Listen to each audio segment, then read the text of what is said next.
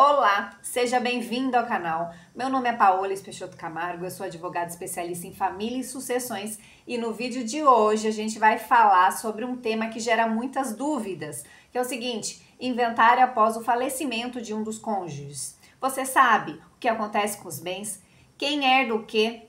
Quando é preciso fazer o inventário? Pois então fica comigo que eu vou te esclarecer tudo de forma clara e objetiva. A verdade é que sem o inventário, os bens do falecido ficam bloqueados, não podem ser usados, transferidos, vendidos e ainda correm o risco de multas e problemas legais. Por isso que entender como funciona é essencial. Antes de mais nada, a gente precisa distinguir, definir o que é meação e o que é herança. As pessoas costumam confundir esses dois institutos, mas eles são diferentes e têm impacto direto na sucessão.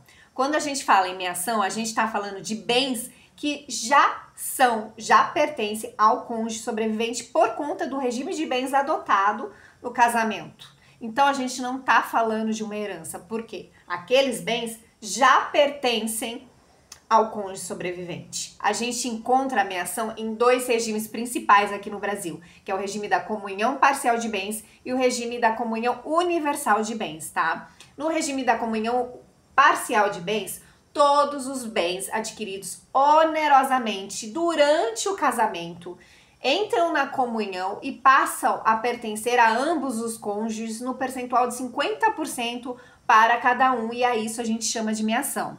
Já os bens que os cônjuges adquiriram antes de se casar, cada um adquiriu antes de casar, são considerados bens particulares. E esses bens particulares, eles entram na herança, tá? Mas os bens comuns, não. Já no regime da comunhão universal de bens, não importa se esses bens foram adquiridos durante a união, durante o casamento ou antes do casamento. Não importa quando foram adquiridos. Tudo entra na comunhão. E então, os cônjuges, cada um vai ter 50% desses bens, isso é a meação. Como eu já disse, né, no regime de comunhão parcial de bens, então a gente tem os bens comuns do casal e os bens particulares. Quais são esses bens particulares? As heranças e doações recebidas individualmente, os bens adquiridos antes do casamento, os bens de uso pessoal como roupas ou instrumentos de trabalho, e os salários. Aqui tem uma pegadinha que em outro vídeo a gente fala sobre isso, mas os salários também são bens particulares, ok? Ou seja, o cônjuge sobrevivente tem direito à meação dos bens comuns e participa da herança nos bens particulares, concorrendo com descendentes ou outros herdeiros. Vale lembrar que todas essas regras que eu tô trazendo aqui também vale para união estável, certo? Porque a união estável já está equiparada ao casamento no nosso ordenamento jurídico. Falando especificamente do inventário, existem duas formas de inventário. A gente tem o inventário extrajudicial e o inventário judicial. O inventário extrajudicial é aquele feito no cartório. Ele é mais rápido, mais econômico, menos burocrático, tá? É feito quando todos os herdeiros estão de acordo com a divisão, com a partilha. Até meados de agosto do ano passado, não podia ser feito em cartório se tivesse menor ou incapaz, tinha que ser judicial.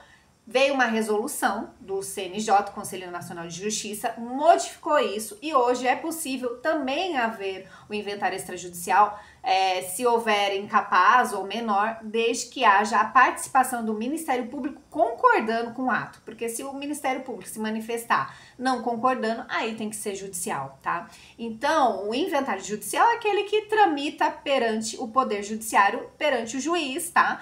Geralmente, quando há conflito entre os herdeiros, eles não entram em acordo, tem que ser judicializado, tá?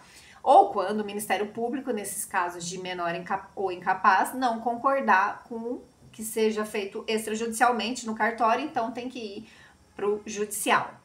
Porém, em ambos os casos, é obrigatória a presença de um advogado.